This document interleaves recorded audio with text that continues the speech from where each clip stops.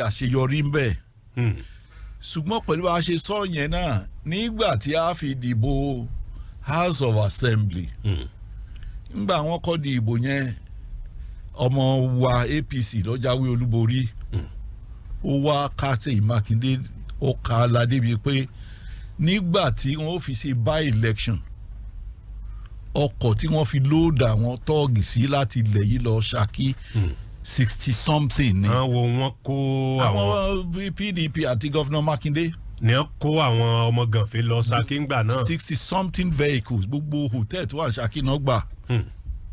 wọ́n sì náwó bí dáná náwó. ẹ̀sùn ńlá rèé o. pẹ̀lú ògbó mo ń sọ publicly and I'm challenging anybody to come forward and say it is not true. a tún ti ṣe by election a tún defeat candidate Ṣèyí Mákindé. ìbínú yẹn ọ̀nà Ṣakí sí ọ̀gbọ̀ọ̀rọ̀ sí Ìgbòho tó ń ṣe tó ti kọ̀mẹ́ǹsì ó stop ẹ̀ ó suspend ẹ̀. nítorí kí ni. láti fi punish wa ní Ṣakí. ẹ̀ ń sọ wípé gómìnà Ṣèyí Mákindé ó dá iṣẹ́ ọ̀nà ń dúró nítorí pé ẹ̀ dìbò fún bẹ́ẹ̀. nítorí pé a dìbò fún candidate rẹ̀ fún House of Assembly despite gbogbo owó tọ́nà and so on but a ní regret a ní apology. a lérò pé ńgbà ọba ya iṣẹ́ ẹ̀rí ọ̀la àkàpọ̀ ni yóò jẹ́ fún. torí pé àbùkù rẹ̀ ni yóò jẹ́ tí ọ̀nà yẹn ò bá jẹ́ ṣíṣe torí aṣáàdìbò fún ló fi di gọ́fúnà láti 2019 làwọn èèyàn ti ń support ẹ̀ tá a bá support ẹ̀ lórí House of Assembly kò yẹ kí yẹn dìbínú débi tí ó fi abandon ọ̀nà wà ní Ṣakí sí ọ̀gbọ̀ọ̀rọ̀. So these are issues. So I've tried to be fair to him. Àwọn ibi tó ṣe dáadáa sí mi ò ṣe àbòsí sí. Mo explain I dey appreciate ẹ fún iṣẹ́ tó ṣe lórí ọ̀nà Mọ́níyà sí Sẹ́yìn àti lórí ọ̀nà ìgboro Ṣakí. ṣùgbọ́n Ṣakí sí ọ̀gbọ̀ọ̀rọ̀. ṣùgbọ́n Ṣakí sí ọ̀gbọ̀ọ̀rọ̀ gbèsè yẹn rẹ̀ wà lọ́rùn ẹ̀ ó gbọ́dọ̀ ṣe. ọ̀dà kó tó di pé a bọ̀ sínú ọ̀rọ̀ míì a ti mẹ́nuba àwọn nǹkan kan comrade Rájí Adébáyọ̀ bẹ̀rẹ̀ látòrí ojú táwọn èèyàn fi ń wo ipò òṣèlú nípínlẹ̀ Ọ̀yọ́ pé Ìbàdàn ní ń jẹ gàba wọn ò jẹ́ káwọn èèyàn yòókù orí mu mi ṣé ká wá pé torí pé kò sí ọlọ́pọlọ pípé èèyàn ń bẹ àbáwọn eléyìí wọn ò mọ̀tínú tòde òṣèlú ni ò jẹ́ kí wọ́n lè gbilẹ̀ nídìí òṣèlú bíi ti Ìbàdàn. ẹ ṣeun olóòtú ẹ jẹ́ kí n bẹ̀rẹ̀ lórí pé rotation àti àwọn amòfin wa sọ lórí láti federal wípé a gbọ́ pé àwọn Haúsá wọ́n ń ṣe ìgbà tó yá wọ́n ní kán jẹ́ kó padà sí apá ọ̀dọ̀ wa níbí. wọ́n tá bá fẹ́ wo ìbẹ̀rẹ̀ rotational ó dàbí ẹni pé àwọn Haúsá náà mọ̀ ń gbà yẹn wípé àwọn ti rẹwà jẹ wọ́n tún rẹwà dànù.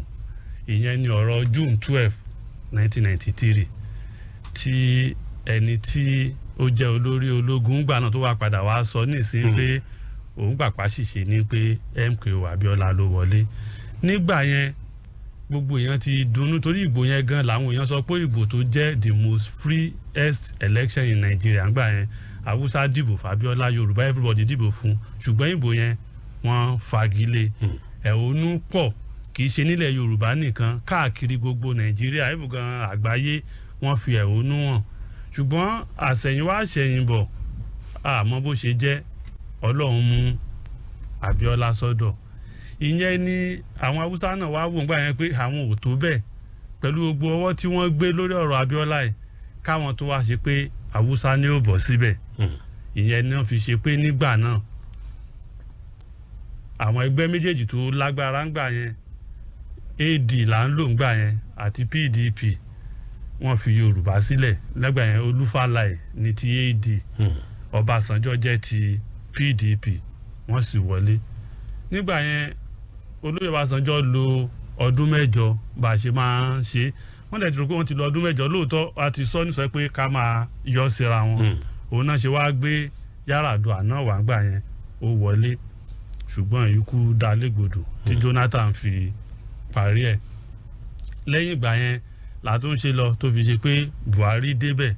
So láyé tí Tinubu ta wá wà ẹ̀ ibi tẹ́mi ti fẹ́ disagree díẹ̀ lórí pé rotation yẹn ó ń ṣe lọ ní pé tí wọ́n fi ní Tinubu sọ pé èmi ló kàn yẹn kò sọ ní sọ pé Yorùbá ló kàn bẹ́ẹ̀ ó sọ ní sọ pé láti 1999 àmì láti 19 tá a ti bẹ̀rẹ̀ òṣèlú padà gbogbo àwọn tó ń jẹ gómìnà tó ń jẹ pírẹsidẹ́ǹtì gbogbo wọn ní ọwọ́ òun wà ń bẹ̀ tóun ti ṣiṣẹ́ fún òun náà fẹ́ jẹ èrè ọwọ́ ọṣẹ́ òun.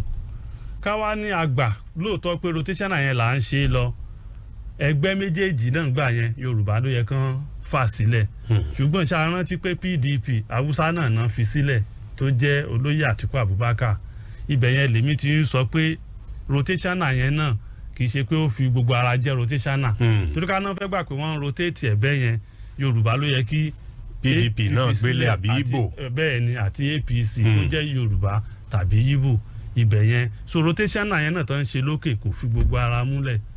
Ká wá padà wá sí ilé ní ìpínlẹ̀ Ọ̀yọ́ ń bí tẹ́ bá wò pẹ̀lú àwọn ìtàn tá a gbọ́ àtàwọn díẹ̀díẹ̀ tá a rí nígbà tí ológun máa kúrò ní 1979 olóyè Bọ́lá Ìgè nígbà yẹn Old Ọ̀yọ́ la ṣì wà àwọn wá láti Ẹ̀sà Òkè àwọn ní gómìnà ńgbà yẹn wọ́n wọlé ní 79 títí dé 83 ìbò míì tán fẹ́ ṣe ní 83 nínú nǹkan tá àwa náà sì ti at least àti gbọ́njú nígbà yẹn bóyá ń bi kàǹpì àbọ̀rọ̀ kan ó ṣẹlẹ̀ ṣùgbọ́n pé ṣé Ìbàdàn láwọn tó kàwé tán lè ṣe gómìnà ni ìbínú yẹn náà fi lọ mú Dr. Ọmọlólú Olúnlọ́yọ̀ tó jẹ́ ọ̀mọ̀wé nípa ètò ìṣirò mathematics doctor nígbà yẹn náà fi wá wọlé gómìnà nítorí ọ̀rọ̀ tó sọ pé ṣé Ìbàdàn ní èèyàn ni nígbà yẹn náà fi lọ mú Dr. Ọmọlólú náà fi wá wọlé kó tó di pé wọ́n ń ṣe lọ kí ológun tó gba ìjọba.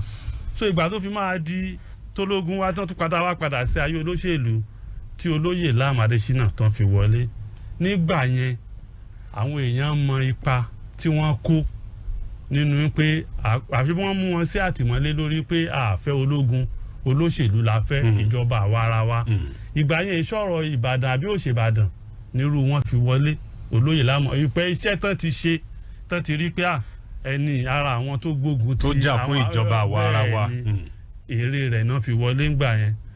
Ìgbà tí wọ́n dẹ̀ tún máa dìbò tí ọba Ládọjà tí wọ́n fi wọlé wọ́n wà lára àwọn tó ṣe pé ìgbà táwọn ṣòṣèlú gan amọye ìrànlọ́wọ́ tán ń ṣe sí ìlú àwọn tán ń fún ní